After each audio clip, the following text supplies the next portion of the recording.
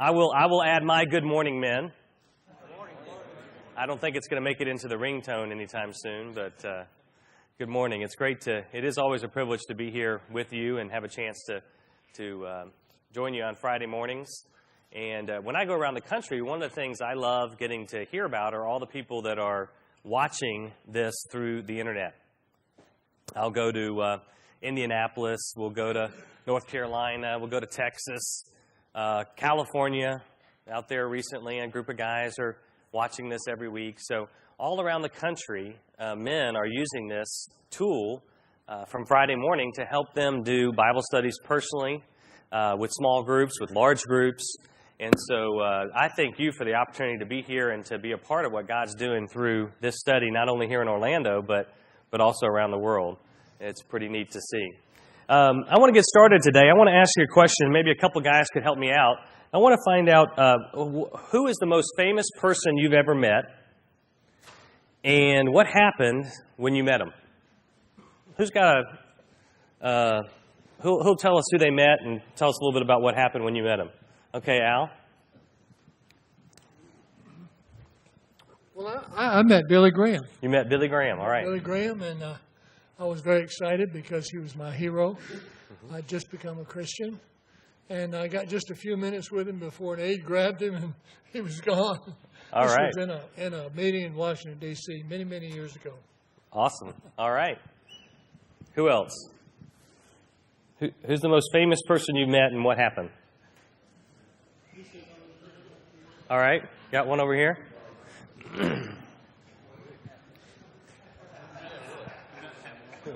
Besides Pat Morley. We actually ran into Burt Reynolds. Burt Reynolds, all right. My wife was very excited. And he was actually gracious enough to take a picture with her. Wow, so great. She still remembers that very well. And that was back when he was a star. On our honeymoon. On your honeymoon. Oh, that's not good. You don't want to run into Burt Reynolds on your honeymoon. I mean, come on already, you know? Talk about setting the bar high. What about George Costanza? You know, you could have run into him on your honeymoon. That'd be okay, you know? All right, who else? All right, here we go. Ran into Mel Gibson when they did the movie down at oh, yeah. in Orlando. Yeah. And I was in the film, so it was pretty cool. Oh, cool. Yeah, awesome. All right, Mel Gibson. Anybody else? One last one.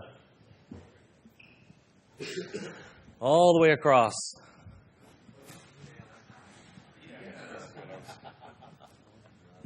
I could say Dale Earnhardt, but no, I met the president, President Bush, and it was very heartwarming. He shook my hand, looked me right in the eye, and we talked for a second, and told him that we prayed for him continually, and said thank you for your service to our country. It was real nice. Wow. All right. Awesome. Thank you. Well, you know, it's interesting when you think about what it's like when you meet somebody famous or somebody unexpected, because you don't know exactly how you're going to react, do you? I mean, some of that is a little bit out of your control. Your body starts to kind of go into sort of a nervous thing or an emotional thing, and the chemicals get released, and your heart starts to beat, and your hands start to sweat, and, you know, all those kinds of things that really you don't have a lot of control over. And today what I want us to look at is I want us to look at how men deal with Jesus. What do men do when they meet Jesus? And it kind of fits in a little bit with what Pat's been doing with hanging out with Jesus. So we're going to take a little different spin and kind of look a little more globally at this, at 4 different reactions that guys have when they meet Jesus. How do men deal with Jesus? And the first reaction that we want to look at is Caiaphas. And you could read about Caiaphas in Matthew 26. We're not going to take the time. But this reaction is someone who opposes Jesus. They become an opposer of Jesus. And so today we have guys in our country that are like this, right? They are rabid. They are after Jesus. They want to exterminate him. They want to attack him. You know, it's really interesting when you hear about all the books that are being written now by the guys that are so anti-religion and anti-God. It's interesting how much energy they're spending fighting something that's not there. Have you thought about this? I mean, they're killing a lot of trees to fight something that's not there, And so all around us, we have this. But you know what? Most of the guys that you run into today are not really going to be in this kind of a stance towards Jesus. I mean, it's not that prevalent. Most of the guys look more like this.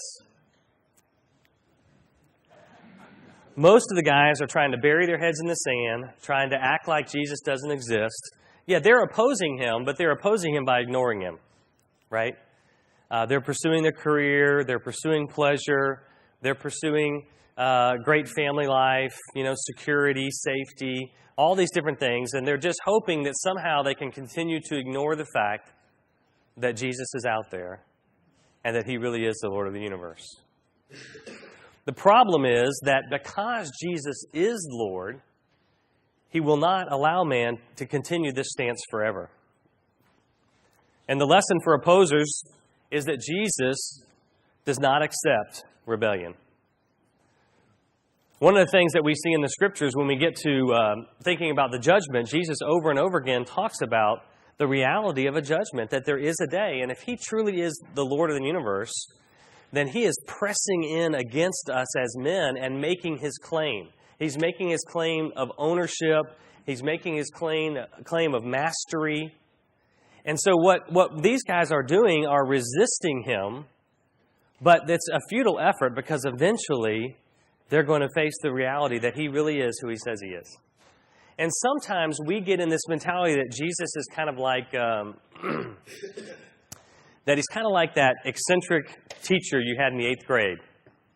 Remember that guy? He's kind of a little bit funny and goofy, and, people would act up in class, and he'd kind of be like, now sit down, Johnny, or he'd make a little joke out of it or make fun of them, and everybody would laugh, and it was just good times, right? And sometimes we have that impression that that's what Jesus is like. But the Scriptures say that actually God is jealous of our worship and that he's not going to allow us to have any other gods but him. And so eventually, people who oppose Jesus are going to come face to face with that reality that he is who he says he is. So one of the responses that we have to Jesus is to oppose him. There's two others we're going to look at pretty quickly, and then we'll get to the final one where we're going to spend a little more time this morning. A second kind of reaction to Jesus, way that men deal with Jesus, is they become pretenders. Pretenders. You could think about Judas. And you could read about Judas in Matthew 19 if you wanted to, about his betrayal of Jesus. And so these are guys who look like everything's going along fine. You look at them on the outside, they're smiling. Family's great, work's great. They're involved, they're engaged, they're nice. They're not hurting anybody. Very moral, right? Nobody knew. Think about this with Judas. He's in there with the disciples. He was named one of the 12. Nobody stood up and said, you know what, Jesus, I can't believe you're naming Judas, okay? Don't you know that he's not like the rest of us? Nobody said that. As a matter of fact, what did they do? He was the treasurer. Now, what kind of person do you make the treasurer? Somebody you trust, right? So not only was Judas not suspected, he was trusted. That's how good he was at pretending.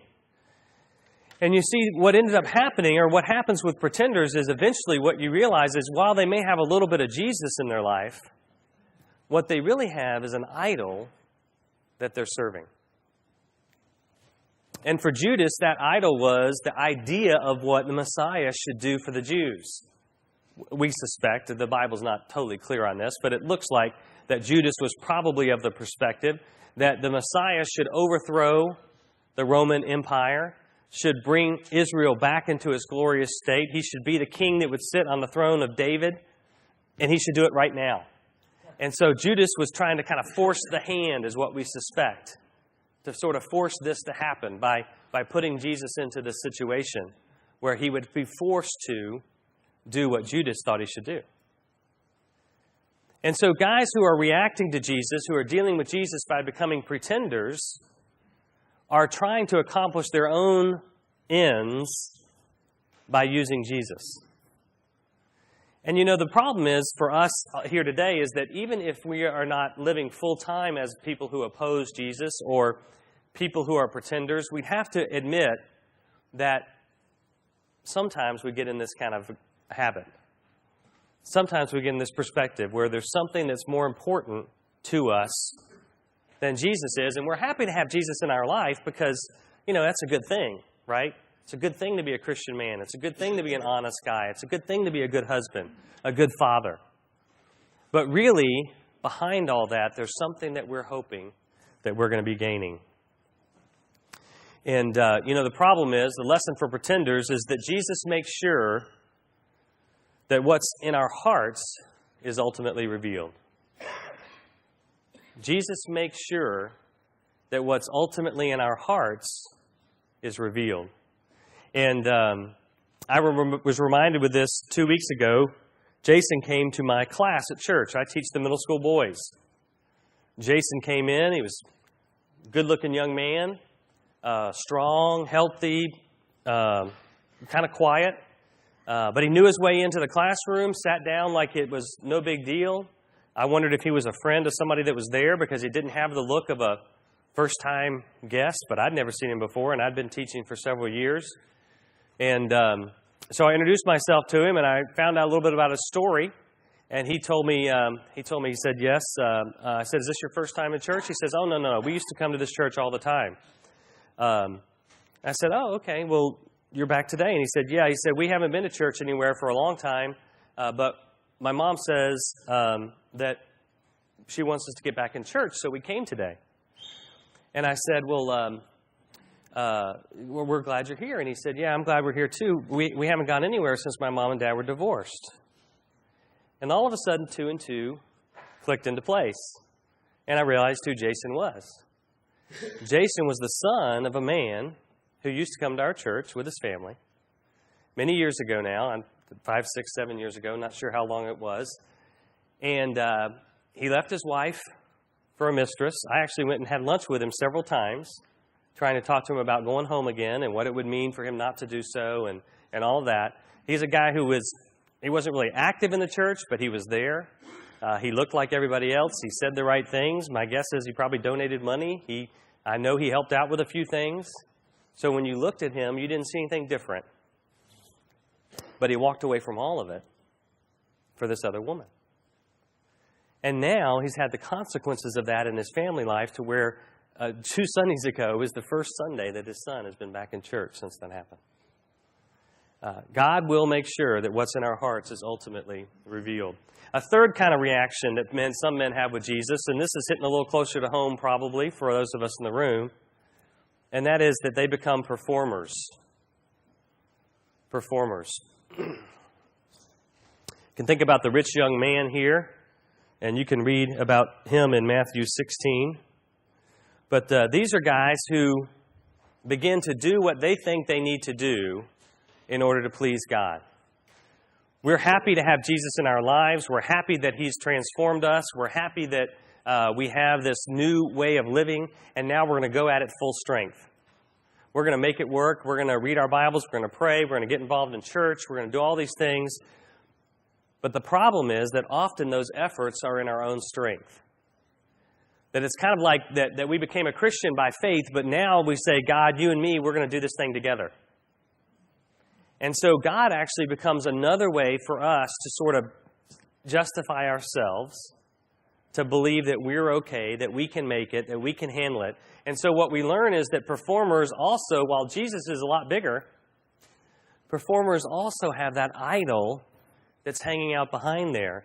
And that idol is this idea that I can make it on my own, that I'm good enough, that it's about me being able to show God that I deserve it, that I'm okay, that I'm whole, that I'm not broken. And so all in our churches today across America, probably the most prevalent kind of guy we see in our work are guys who are performing. All of our lives we're taught this, right? Kindergarten, you got to get picked for the kickball team. You got to get good grades. You got to, you got to hang out with the right kids. You've got to get in the right clubs. You got to make the sports teams. You've got to get into college, get into fraternity, get your first job, get the girl to like you. All those things. How do you do it? You do it by performing. And so when guys plop down in the church, they look around and they say, okay, well, I need to figure out how to perform now. And so they learn the rules. They learn about giving money. They learn about serving on committees. They learn about going to Bible studies. And you know what? It feels good to be a good guy. We can feel really good about ourselves when we spend time with our kids, when we pray with our wives, when we listen in church and try to be engaged. And if we're not careful, it can end up being about us justifying ourselves by the good things that we're doing. And the problem is, like the rich young man, Jesus says to him, I want you to go give away everything you have and follow me. And the young man went away sad. Because what Jesus was saying was that he wanted the heart allegiance, not just the external performance. And that leads us to the truth for performers. The truth for performers is that Jesus knows that we will eventually learn that our own strength is never enough. Jesus knows that we will eventually learn that our own strength is never enough. I was working with a pastor a couple of years ago on a project, and I flew out and met with him, and it was one of the strangest experiences of my life. I was supposed to work with him on this project for the whole morning, and we got there in the parking lot, and he's a very energetic guy. He's a weightlifter, just a real hard-charging, athletic, hunting, fishing, kind of guy. 100 miles an hour all the time. So he came out in the parking lot, and it's a little hard to read those guys sometimes, right? Because they're just going in so many directions, and so much as you're just kind of a whirlwind. You're just kind of caught up in this tornado that just came through. But even for him, when I shook his hand in the parking lot and looked in his eyes, I thought, something doesn't seem right. And we got into his office, and we started to work, and he got up, and he walked around his office a lot, and then he got in, used the restroom, and then he went and got something to drink, and he came back, and he'd say 3/4 of a sentence and wouldn't finish it, and he'd try to focus, and he'd apologize, and by about the middle of the morning, a gentleman that worked with him came into the office and saw what was going on, and he said, we probably need to get you to a doctor. And so we took him over to a doctor's office, made an appointment, got him in, took him to the doctor's office. At first, they couldn't find anything, and within about 3 weeks, they had come up with a diagnosis of clinical depression. And what had happened is that this pastor had been going so hard, so fast, for so long, that eventually he burned himself out. He burned himself out. He was doing everything that everybody thought he was supposed to do, the way that they thought he was supposed to do it. Everybody loved him. Everybody thought he was great. But the problem was that he ended up doing a lot of it in his own strength. And Jesus will make sure that eventually we know that our own strength is never enough. And so that leads us to what Jesus is really looking for. And that is men who will deal with him by becoming worshipers. By becoming worshipers. And if you look at Matthew chapter 8, starting in verse 5, we'll be reading about the centurion in this passage. When Jesus had entered Capernaum, a centurion came to him asking for help. Lord, he said, my servant lies at home, paralyzed and in terrible suffering.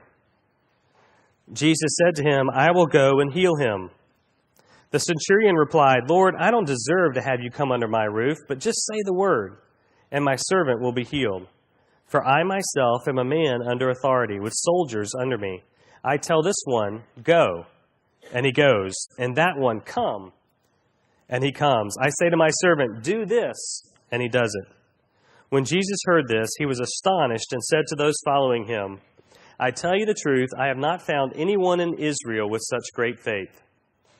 I say to you that many will come from the east and the west and will take their places at the feast with Abraham, Isaac, and Jacob in the kingdom of heaven. But the subjects of the kingdom will be thrown outside into the darkness, where there will be weeping and gnashing of teeth. Then Jesus said to the centurion, go, it will be done just as you believed it would. And his servant was healed at that very hour. May God add understanding to the reading of his holy word. So here's Jesus. He comes across this Roman centurion, not even a Jewish person. and the Jewish person says he's got this servant who's very, very ill, well, you see something right there, don't you? Why does a centurion care about his servant? They're in occupied Jewish lands. They can get servants anytime they want. So something signals us that this is a little different maybe about this centurion than maybe some other centurions. He says to Jesus, my centurion is sick, and Jesus says, okay, well, he may sense that there's something different here. He may sense it's an opportunity. He says, I'll go and heal him. And then centurion surprisingly expresses this faith to say, you know, I understand what it is to be a person under authority. I understand what it is to have a master. I understand what it is to have a Lord, a commander. And I know that if I command my guys to do something, they're just going to do it. You don't need to bother yourself by going. If you'll just say the word, my servant will be healed.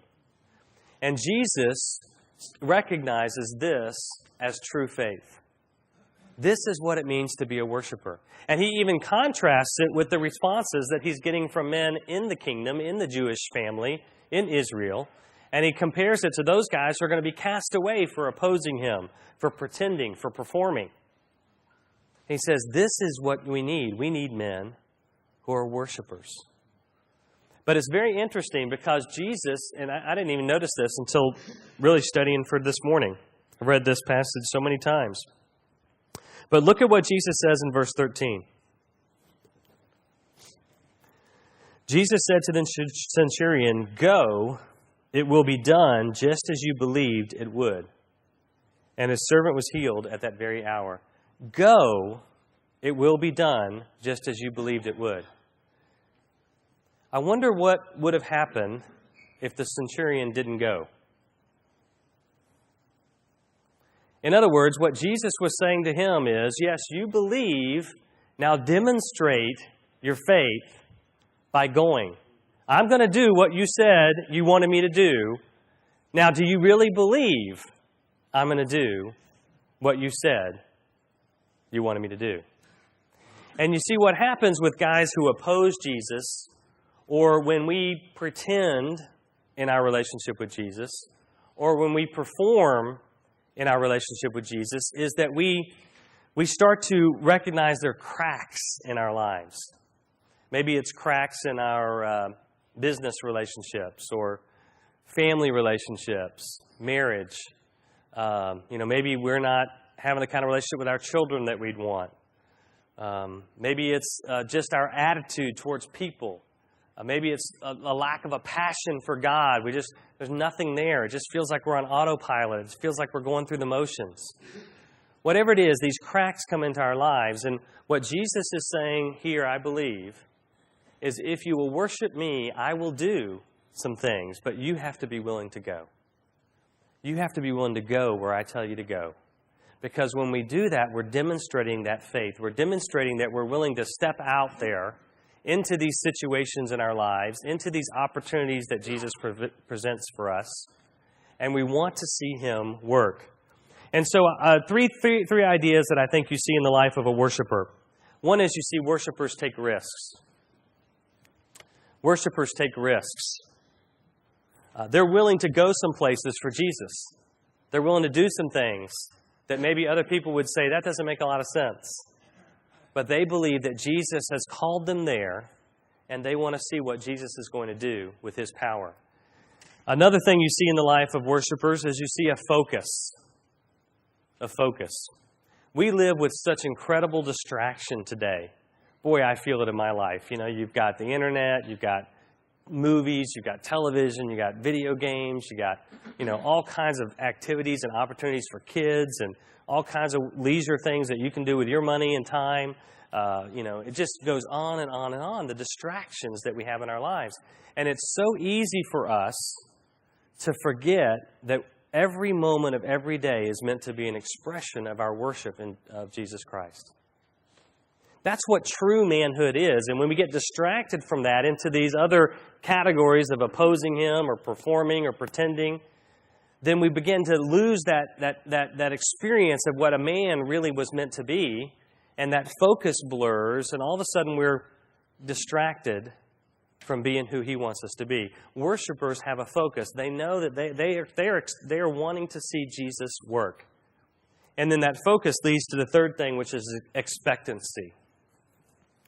Expectancy. That I know when that centurion was walking home, he knew what he was going to find out. He knew what he was going to see. He was going to see a servant who'd been healed. And worshipers are expectant because they believe that Jesus really is going to work, that He really is going to do something. And I know in my life, it is so interesting how often I fall back into the role of performing. I mean, it just, you just do what you need to do because you need to do it. It's like working a list, It's easier to be nice to your wife than it is to be mean to her, right? Am I right? I mean, it's a pain to be mean to your wife eventually, right? It's easier to spend time with your kids than it is not to, because eventually that's going to come back to haunt you. It's easier just to keep going to church, smiling, writing the check, It's so easy to become a performer. And we lose the sense that Jesus actually wants to do something great in our lives. We start thinking that it's just ordinary and mundane. And so one of the things that was so encouraging to me recently is I got to speak to a number of couples in working on the book that Pat and I are releasing this fall called The Marriage Prayer. And as I asked couples to tell us their story, it was interesting, and it was amazing. I mean, you'd be so encouraged to see what God does in people's lives. I mean, even among your tables, to hear your stories, to hear what Jesus has done and how He's changed hearts and minds and rescued people.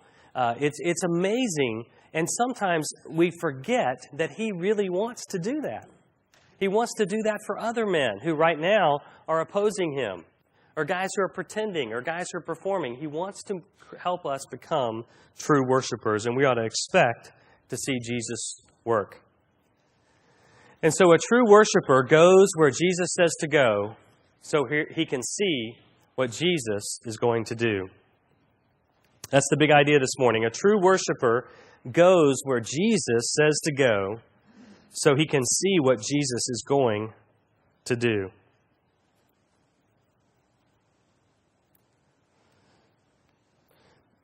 For most of us, if we're honest about our lives, we'd have to say there are places and times where we oppose Jesus. There are places and times where we perform. There are places and times where we pretend. Tomorrow, I have an interesting opportunity. A friend of mine, 10 years ago, went out with two of his best friends, all in their late 20s, and none of them had any kids. And they took a bunch of mementos and wrote some dreams down and some different things and put them in a box and went on a canoe trip and stopped and buried this, actually a PVC pipe and some other things, buried this container under the ground. And they said, 10 years from now, we're going to meet and we're going to dig this up. And so a little bit of a sad story. Life comes. So one of those gentlemen has since committed suicide. And so my buddy wants to go dig this up, partly in memory of him. They actually tried once with his other friend, and they got there, and all kinds of, it was an unbelievable story. Everything conspired against him. But anyway, tomorrow we're going to go with my friend, and we're going to try to dig this up.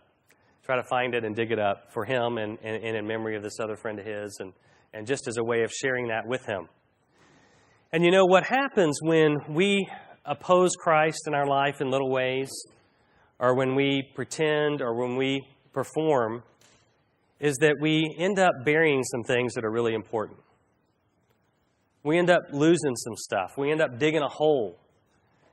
And we may not recognize it at the time, but some things come along and we realize that, our lives aren't the way that we really want them to be. That our marriage may not be working out. Kids aren't headed the right direction. And all of you here today could probably point to some area of your life where, if you're honest, you'd say, Jesus is not really being Lord in this area. I'm not really being a worshiper here. And I know that's true in my life. I've got the same struggles you do. I'm facing it with kids and facing it in all these different ways that each one of us has to deal with. But you know what Jesus comes when He finds me down in that hole, what He comes and He does, and what He wants to do for you this morning, is He wants us to put down the shovel right? He wants us to quit trying to make it on our own. And He wants us to take His hand and let Him lift us up out of that hole. To become worshipers who focus on Him, who love Him, and allow Him to be the Lord and Master that He was meant to be. That's how we become the men that we are. And that's how we really see the power of Christ in our lives. Jesus wants you today to go where He wants you to go, so you can see Him do what He wants to do. Where does Jesus want you to go in your life today? Where have you dug a hole? Where are some things buried that really need to be exposed? Why don't you go there today? Why don't you do what Jesus is asking you to do?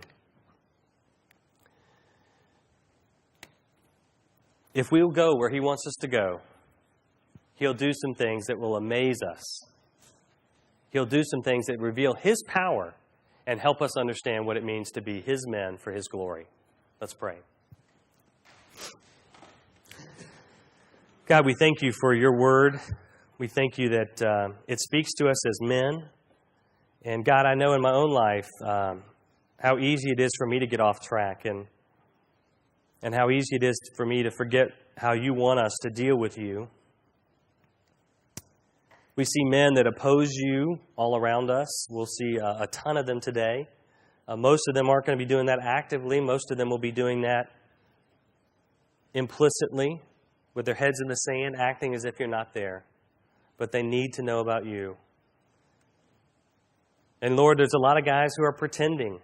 They're putting on a mask. They're going along as if everything's great. But God, in the inside, our hearts are dying.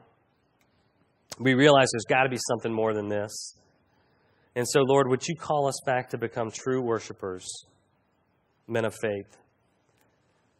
God, there's a lot of us here that slip into the path of performing. We're so used to acting like a Christian, it's just easier to do that than it is to do anything else. And yet, You're not interested in our behavior. You're interested in our hearts. And that's where the power is, God. So would You bring us face to face with You and show us how majestic You are, how powerful You are, how strong You are, that You really are the King, that You really are the Lord, that You really are the Master, and that we were made to serve You so that we could see Your power. We want to be worshipers. We want to be men willing to take risks. We want to be men who are focused. We want to be men who are expectant. We want to be men who see You do great things, not just in our own lives, but in our families, in our work, in our community, in this city, in the world. God, Lord Jesus, would You do what only You can do, just like You did for the centurion? Would You do that in the lives of these men here as they go where You want them to go? Lord Jesus, would You do what You want to do? It's in Your name we pray. Amen.